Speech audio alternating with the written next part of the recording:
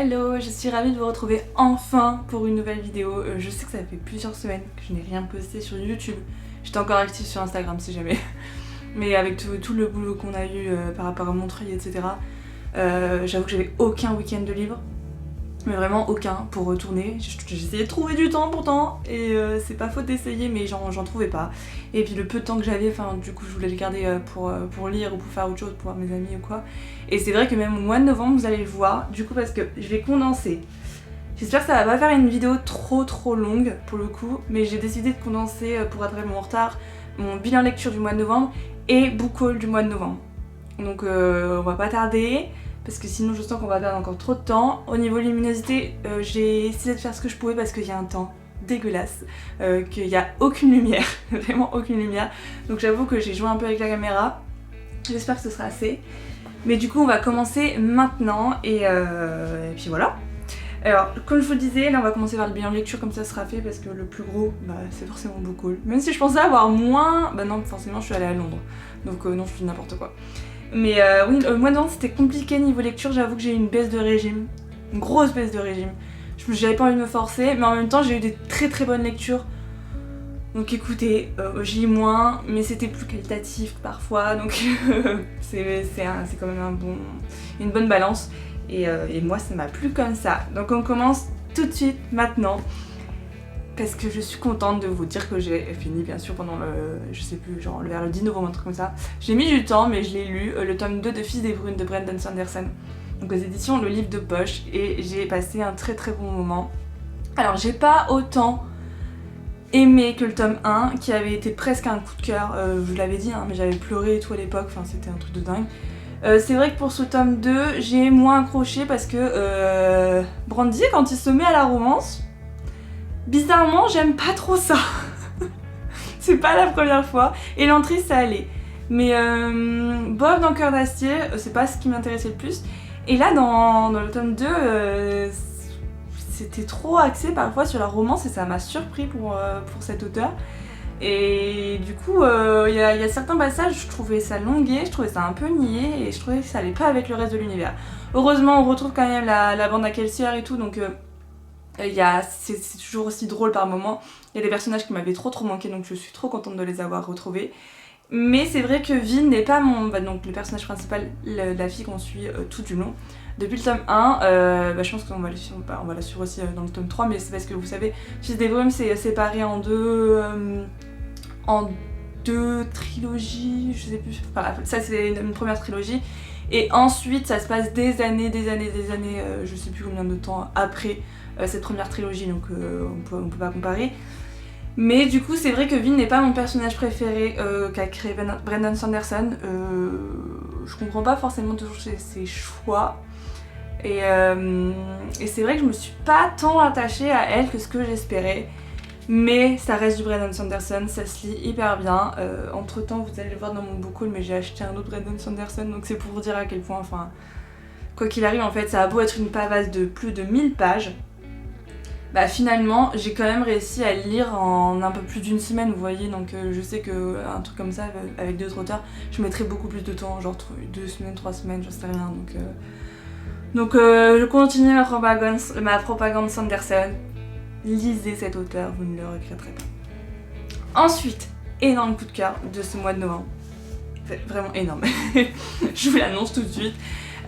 J'en profite parce que c'est book haul et du coup bilan lecture parce que je les ai reçus pendant le mois de novembre et je les ai lus pendant le mois de novembre.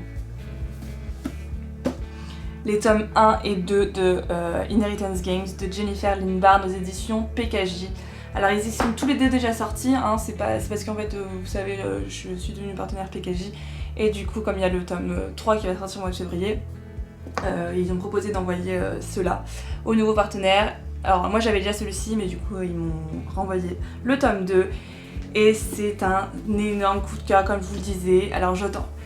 De toute façon l'ambiance un peu Caraval où il y a toujours des énigmes, ce genre de choses, ça me happe direct. Vous savez que c'est pour moi maintenant, je pense que je le sais aussi que c'est pour moi, qu'il faudrait que j'en découvre encore plus. J'en ai dans ma palle dans le même style donc ça m'a donné trop envie. Mais pour vous dire un peu, on va suivre Avery Grams qui est une lycéenne un peu comme vous et moi et qui du jour au lendemain va recevoir la fortune d'un des hommes les plus riches au monde. Mais quand je vous dis les plus riches, c'est qu'il a des milliards et des milliards d'euros d'héritage, de sa fortune, etc. Et elle ne le connaît pas. Elle ne le connaît absolument pas, elle l'a jamais vu. Et pourtant, elle va hériter tout ça. Bon, bien sûr, il y a des clauses sur cet héritage, sur ce contrat. En fait, elle va devoir vivre dans 1 an dans le manoir de Tobias, c'est ça je crois, Tobias Hawthorne, donc ce milliardaire, pour pouvoir hériter ensuite au bout des 1 an de son héritage. Et donc pouvoir avoir des milliards et des milliards de dollars, je crois, parce que ça se passe aux États-Unis. Et du coup, elle va déménager et emménager dans ce manoir où il y a toute la famille Hawthorne qui, au départ, comprend pas. Certains la détestent, mais la haine au plus haut point. D'autres sont hyper intrigués parce qu'ils comprennent pas en fait pourquoi leur grand-père ou leur père ou etc. a légué toute sa fortune à une inconnue. Et en fait, on se rend vite compte que dans ce manoir, il y a plein de choses étranges. Que c'est une famille qui est fan, mais un fan inconditionnel d'énigmes, de jeux, de mystères, etc. Il n'y a que ça dans ce manoir. Et pour vous dire, dès le moment où elle arrive à l'entrée de ce manoir, une personne lui donne un des frères Hawthorne, parce qu'ils sont 4, il me semble, lui donne un trousseau de clés avec 100 clés dedans et elle doit se démerder pour trouver la bonne clé pour entrer, pour pouvoir enfin entrer dans ce domaine. Bref, c'est que des jeux de dupes, de pouvoir, de trahison parfois. Il y a des choses qu'on ne voit absolument pas venir. Moi, il y avait beaucoup de suspense. Il y a plein de mystères et je n'ai rien vu arriver en fait. Il y a des moments où j'étais persuadée que je me suis dit ouais c'est bon, elle en fait trop alors qu'on sait très bien ce qui va se passer. On comprend, c'est facile de voir la vérité derrière tout ce qui se cache. Et pas du tout. L'autrice elle vous la met en pleine face et non en fait c'est pas du tout ce à quoi je m'attendais. Bref, du coup vous l'aurez compris, je vous la conseille x10.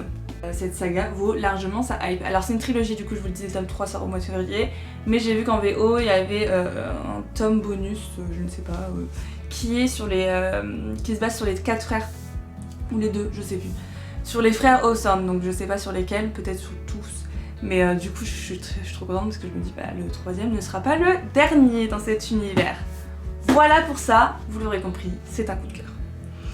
Et enfin, c'est pour ça que je vous disais que je l'avais mis avec le book haul pour que ça fasse un peu plus gros au niveau du contenu parce que sinon ce serait un peu pauvre. J'ai lu mon dernier livre qui était le tome 2 des Ombres de Rocaven, donc de Padraig Kenny. Donc j'ai terminé la duologie Les Monstres de Rocaven aux éditions Lumen. Que dire à part que j'ai passé un bon moment, c'est un bon jeunesse, mais je trouve que ça vaut pas le tome 1. Le tome 1 j'avais beaucoup aimé, cette histoire familiale avec plein de monstres différents, mais finalement on se rend compte que les monstres ce sont pas forcément ceux auxquels on pense, que les hommes peuvent parfois être beaucoup plus monstrueux que ces gens qu'on appelle des monstres. La famille est vachement mise en avant, ils ont des liens hyper sains, c'est hyper affectueux en fait, c'est chouette de les suivre. Et c'est vrai que dans ce tome 2, il y a un nouveau personnage qui arrive et j'ai pas forcément accroché à ce personnage. J'ai pas forcément compris ses actions, ses attentes derrière tout ça. J'ai trouvé que c'était pas forcément de très belle morale parce que ça incitait les jeunes à mentir pour obtenir ce qu'ils veulent et j'ai pas trouvé ça super, on va dire. Comparé à toutes les valeurs que prenait le tome 1, c'est surtout ça qui m'a un peu titillée, on va dire, dans ce tome 2. Après, on va dire que c'est une belle conclusion, mais je retiendrai tout de même que le tome 1 qui a été une très très bonne lecture. Et par contre, je le conseille vachement pour la saison d'Halloween, parce que forcément, il y a des monstres, donc c'est parfait à cette saison. Voilà pour le bilan lecture du mois de novembre. Maintenant, passons à ce qui vous intéresse vraiment, c'est-à-dire le book haul du mois de novembre. Et on va y aller rapidement parce qu'il y en a pas mal. On va passer au niveau graphique. Alors tout d'abord de la part de Dupuis, j'ai reçu le tome 2 des Sentinelles, de la Sentinelle du Petit Peuple, Les Larmes du Dragon de Fornes, Carbone et Barreau. Alors j'ai reçu le tome 2 parce qu'en fait il y a le tome 3 qui va sortir au mois de janvier. J'avais lu le tome 1 parce que je me l'étais fait dédicacer au Salon du Livre Paris, donc en avril 2022. Et du coup, j'en ai profité pour demander le tome 2. Et je vous en parlerai. Non, je peux vous en parler parce que je crois que je l'ai lu en novembre. Et j'ai passé un très bon moment. De toute façon, c'est très simple, c'est du jeunesse. En plus, il y a un dragon dans l'intrigue principale. J'adore les dragons. Les dessins, c'est tout ce que j'aime. Vous savez, je vous l'ai déjà dit, j'adore les traits très arrondis. Et c'est ce que je retrouve dedans. Et puis les personnages sont attachants. Il y a il y a des fées. Il y a des créatures de l'eau, enfin bref, il y a plein de créatures fantastiques. Et à chaque fois, je passe un très bon moment avec cette série, donc j'ai très hâte de découvrir le tome 3. Je sais pas si ce sera le dernier par contre. Et de la part en BD, je parle de la part de Dracou, j'ai reçu le tome 3 du Grimoire d'Elfie. Et ça, je suis très excitée. Vous le voyez à la couverture, ça se passe à la période de Noël. Et j'avais hyper bien deviné, donc ça, je suis très fière de moi à l'époque. Quand j'avais donné mon avis sur le tome 2, à la fin j'avais proposé le fait que le tome 3 se passerait peut-être en Alsace. Du coup c'est le cas et je suis trop contente. Il y a une précision dans les détails.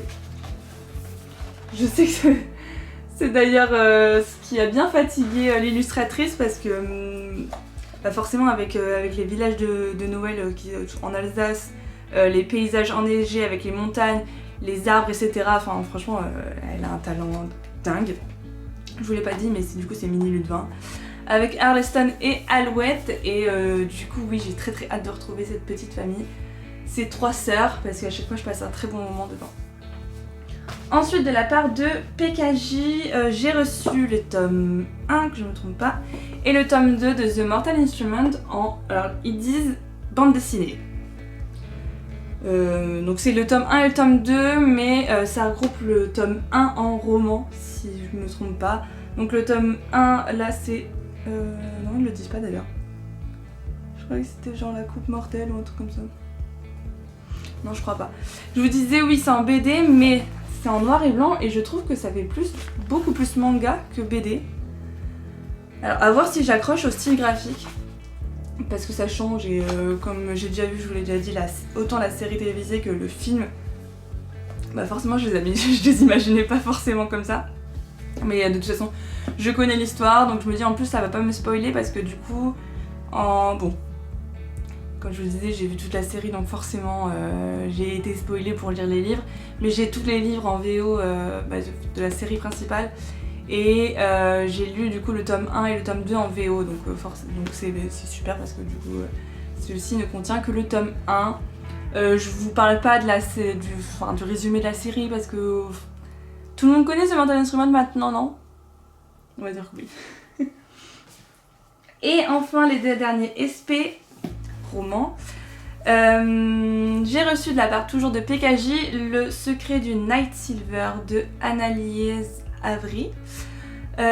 Du coup là c'est un jeunesse, ça se passe en Angleterre et c'est écrit où le chemin de vie de chacun est déterminé par les étoiles.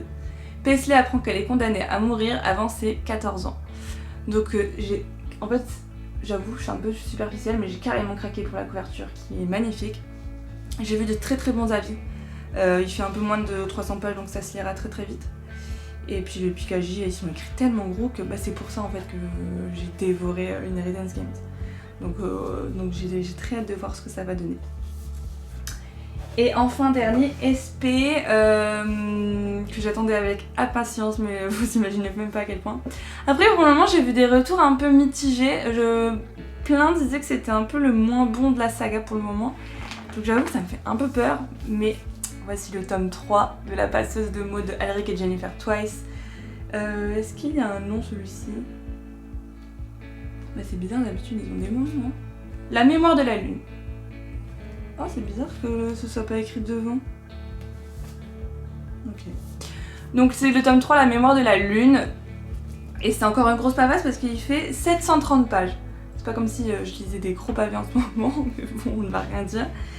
Bon, je pense que vous commencez à connaître mon amour pour cette saga, pour les personnages, pour Kylian. Et bref, je vais voir, enfin je voulais essayer de le lire au mois de décembre, je vais voir parce que j'ai pas mal de SP que je veux lire aussi qui me donnent extrêmement envie en ce moment. Du coup on va voir, on va essayer de caler tout ça, ça va être compliqué. Mais j'ai très hâte de découvrir la suite de ces aventures. Ensuite on passe aux achats perso. Alors je vous montre déjà le seul VF pour lequel j'ai craqué au mois de novembre. Donc c'est 6ème du crépuscule de Brandon Sanderson et autres nouvelles. Donc toujours au livre de poche qui est sorti au mois de novembre, c'est pour ça que je l'ai acheté. Et c'est également parce que, comme vous le savez, je l'ai lu par ordre de parution. Et à la fin du tome 2 de Fils des Brumes, je devais lire la nouvelle, alors je sais plus comment elle s'appelle, je crois pas qu'il les ait mis... Non, je sais plus. Bah je sais plus, mais je vous en reparlerai quand je le lirai. Mais il fallait que je lise une de ces nouvelles juste après le tome 2 de Fils des Brumes, du coup c'était parfait parce qu'il sortait au mois de novembre. Donc je me suis dit que j'étais dans les clous. Et je crois que c'est une nouvelle que je dois... qui fait qu'une centaine de pages. Donc écoutez, ce sera le plus petit livre de Sanderson que j'aurai lu, donc ça tombe bien. Je sais pas du tout, parce qu'on me l'a demandé plusieurs fois, je sais pas du tout si c'est un rapport avec l'univers de Fils des Brumes ou autre. Moi j'ai vu que par ordre de parution je vais lire celle-ci, donc c'est ce que je fais parce que je le fais depuis le début comme ça en fait. Je vous en dirai plus quand je l'aurai lu. Mais je pense que je vais essayer de me le faire pendant les vacances là. Comme ça au moins j'avancerai bien. Et ensuite, je crois qu'il va falloir que je me procure, parce que je l'ai pas, le tome 3 de Fils des Brumes du coup. Et maintenant on va passer aux livres en VO pour lesquels j'ai craqué. Ah non, pas que. J'allais dire les 6, 1, 2, 3, 4, 5, 6. Les 6 suivants, c'est ceux pour lesquels j'ai craqué à Londres avec mon voyage avec les filles, donc Julie et Claire. Alors, on a découvert que dans les librairies anglaises, les livres jeunesse sont absolument incroyables au niveau de la fabrication. C'était très compliqué de ne pas craquer, et qu'il y avait aussi des deals à Waterstone souvent, soit 5 pounds en moins, des trucs comme ça, ou t'en achètes 2, t'as l'autre gratuit. Du coup c'est vrai qu'on n'a pas tellement hésité et qu'on a pris qu'on a choisi des livres jeunesse qu'on n'aurait pas forcément choisi autrement quoi. Du coup en premier j'ai pris The Book of Stolen Dreams. Non mais regardez-moi la beauté du livre quoi, il est absolument incroyable. Ça tombe bien parce que d'ailleurs pour ceux qui aimeraient le découvrir, il vient de sortir, je ne sais plus chez qui. Je vous remettrai au par là la couverture du livre en VF, mais je crois qu'il est sorti en mois de novembre. Donc écoutez, si ça vous intéresse. Je pourrais pas vous dire de quoi ça parle parce que comme d'habitude de toute façon je vous en parlerai quand je l'aurai lu en point lecture. Mais regardez, il y a plein de pages comme ça. Je vous dis, hein, le travail fait sur les jeunesses à chaque fois, je trouve ça dingue en fait. Même il y a des... regardez. Au niveau de la police d'écriture, il y a beaucoup de changements, enfin bref. Au niveau des débuts de chapitres et tout, et il est sublime, donc j'avoue que je me suis laissée tenter à cause de la couverture. Et deuxième achat très tourné sur l'esthétique, encore une fois. Mais j'ai rarement vu un livre jeunesse aussi beau de toute ma vie. On a pris avec Julie Fireborn de Aisling Fowler, 12 and the Frozen Forest. Regardez-moi ça. Déjà là, mais alors des Sprayed Ages sur un jeunesse, je n'en avais encore jamais vu. Mais vraiment, je suis tellement contente. Non mais regardez, il est magnifique quoi. Pareil, je sais pas du tout, j'ai lu à l'époque, mais je sais plus de quoi ça parle en fait. Là je pourrais plus du tout vous dire. Je sais juste que ça a été conseillé par l'auteurice, je sais pas si c'est une fille ou un garçon, de, vous savez, Amari, qui est sorti chez les éditions Bayard, il me semble. Bayard Jeunesse, donc voilà, encore une fois, ça me donne très envie. Regardez, encore une fois, plein d'illustrations. Voilà pour la jeunesse. Ensuite, on va passer aux deux autres paperbacks que j'ai pris. Mais là, on passe au Young Adult. En premier, je me suis prise This Hollow Vows. Ça tombe bien parce que c'était la couverture que je voulais. En grand format, je crois que c'est une autre couverture, je vous la mettrai juste ici, que j'aime un peu moins. Bizarrement, d'habitude, j'aime pas forcément quand il y a des personnages sur les couvertures. Mais là, ça me gêne pas du tout parce que je trouve que c'était hyper bien fait. Je l'ai pris parce que j'ai entendu beaucoup de personnes le comparer à ACOTAR, donc forcément... j'ai pas hésité plus longtemps. Je sais qu'il y a un triangle amoureux, on en a parlé, mais moi comme je l'ai déjà dit, les triangles amoureux, ça ne me dérange pas si c'est bien fait, donc on verra bien. Je vous ai dit que c'était de Lexi Ryan, je ne sais plus, et ça a été conseillé par Stéphanie Gerber. Voilà, Moi je suis les conseils de la Queen, donc vous commencez à me connaître. Et je sais plus, je crois que c'est une duologie et le tome 2 est déjà sorti. Donc j'ai très hâte, c'est une fantaisie avec des faées. Ensuite, alors ça, j'ai clairement été influencée par Valentine et Mathilde qui l'avaient lu toutes les deux et qui avaient adoré. J'ai pris Small Favors de Erin et Craig qui est l'autrice de Le Manoir des Highmoor. Voilà, après plusieurs recherches. Mais que j'avais beaucoup aimé aux éditions Casterman, il me semble, oui c'est ça. Et du coup il y a Small Favor qui est sorti, donc c'est conseillé également par Stéphanie Garber. C'est vrai que c'est en les achetant que j'ai remarqué que tous les deux étaient conseillés par Stéphanie Garber. Je fais pas exprès, mais bon, si on a les mêmes goûts toutes les deux, enfin voilà quoi, à un moment donné, je ne peux pas aller contre ça. Et ça a été également conseillé par Brigitte Kimmerer, donc l'autrice de Un sorcier noir et éternel. Donc les éditions Rajo, et ça c'est plutôt un thriller. Alors je sais pas s'il y a une pointe de fantastique ou de fantasy, je sais plus exactement. Mais je sais qu'elles ont beaucoup aimé. Et encore une fois dans le Manoir des Highmoor, il y avait une ambiance hyper étrange. Et je crois que c'est un peu le même genre ici. Et vous voyez, c'est écrit Autumn et là c'est par saison. Donc on verra bien, mais ça me donne très envie. Et en plus il est tout floppy. J'avoue que c'est un peu pour ça aussi que je l'ai pris. Moi tu me mets un livre floppy dans les mains, je craque hein. Et ensuite on va terminer avec 3 hardbacks et pas des moindres. Alors déjà on est allé dans la... Alors si vous allez à Londres, je vous conseille clairement d'aller à Forbidden Planet parce que c'est une boutique absolument incroyable. Que vous avez plein de livres dédicacés. Du coup, on a pas mal craqué. Et déjà, je l'avais vu chez Galignani et puis là, il était à... Enfin, je sais plus, je l'avais à 1 € au moins. J'ai pas beaucoup hésité, j'ai craqué et il est signé, mais il est aussi chez Galignani, donc si vous le cherchez, enfin, il y était quand j'y suis allée il y a 1 ou 2 mois de ça, hein, je sais pas s'il y a encore un. Mais du coup, j'ai pris If We Were Villains de ML Rio. Donc c'est l'édition hardback, du coup je vous montre rapidement, il est comme ça, il est du coup signé et il y a des pages qui sont illustrées parce que forcément c'est une édition exclusive, vous voyez, plein de scènes comme ça. Et pareil c'est un genre de... Il me semble que c'est un genre de thriller, quelque chose comme ça, donc j'avoue que c'est pas forcément quelque chose vers lequel je me serais tournée, mais je sais que c'est des lycéens ou des jeunes dans une université, je sais plus, qui jouent des pièces de Shakespeare et à un moment donné ils vont tellement se prendre au jeu qu'ils vont devenir leur propre personnage dans leur vie, enfin dans leur vie réelle, et du coup par exemple il y a un vilain, un héros, un tyran, et ils vont devenir ces mêmes personnes dans leur vie au quotidien quoi. Et du coup j'ai trouvé ça hyper intriguant comme scénario et j'en ai entendu très bons retours. Donc bon, et puis vous c'est quoi? Ouais, le 5e anniversaire. C'est la version 5e anniversaire illustrée, il m'en fallait pas plus. Pareil, une version anniversaire encore. Donc voilà, j'ai pas d'autres excuses. Version anniversaire. Je l'ai en français, donc je vais lire en français. J'espère le lire dans les semaines à venir, hein, parce que je l'ai promis à Julie. Mais du coup, je me suis prise The Invisible Life of Adir Larue de Willy Schwab. Donc là, c'est chez les éditions Titan Books. Donc voilà, il est magnifique, il est incroyable. Attendez, parce que c'est pas fini.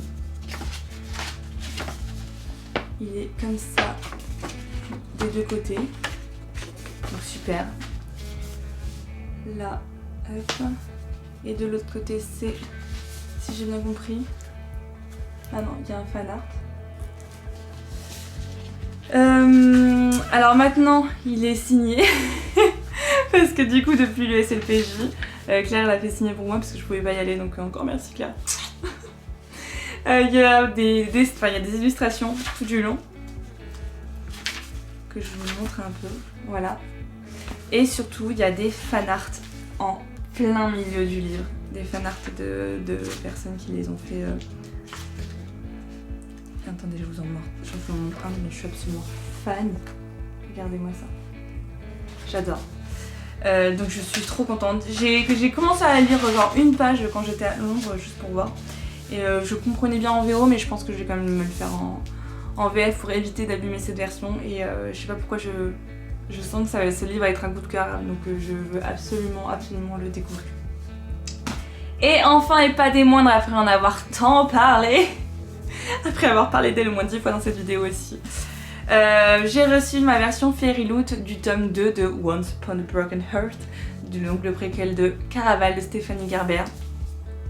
The Ballad of Never After, Once Upon a Broken Heart, j'espère le lire là, pareil pour les vacances de Noël.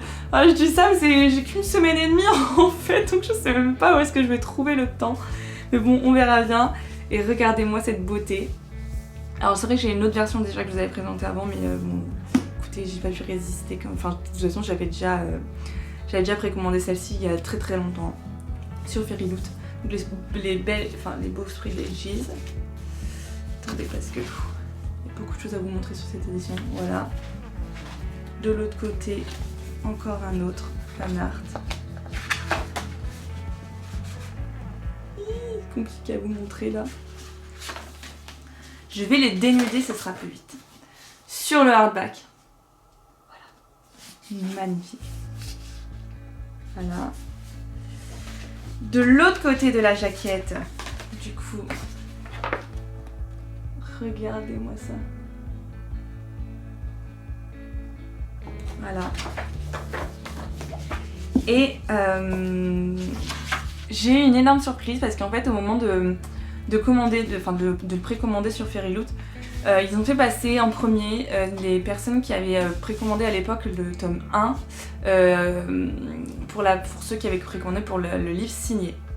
Et du coup ils avaient dit ensuite on proposera aux abonnés Fairyloot s'il reste des livres encore signés, sinon ce sera toujours la version Fairyloot mais non signée de Stéphanie Garber. Et c'est pas, du coup moi forcément j'avais pris le non signé mais je voulais le prendre quoi qu'il arrive. Et c'est pas, je l'ouvrais quoi. Il est signé. Il est signé par une de mes autrices favorites. J'étais trop contente, ça m'a refait ma journée. En plus j'avais vu en fin de journée donc j'étais...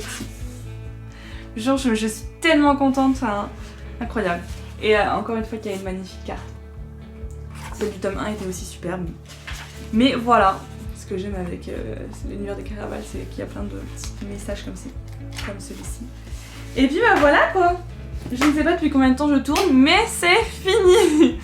On rattrape un peu tout ce qui s'est passé au mois de novembre, voilà, comme ça vous êtes à jour. Et puis je reprendrai ensuite tout pour les updates du mois de décembre.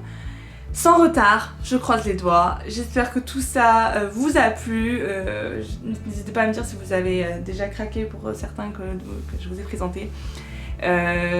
Si vous aussi, vous avez eu une baisse de régime ces derniers temps au niveau de la lecture, parce que je sais que ça arrivait pas mal dans mon entourage, donc au niveau de Booksta et tout, donc je me dis je pense qu'on doit être pas mal, ça doit être le temps là. Regardez-moi avec ce temps pareil, comment on peut être motivé quoi. Mais bref, je vous fais de gros bisous, et puis je vous retrouve très bientôt pour une nouvelle vidéo. Bye bye.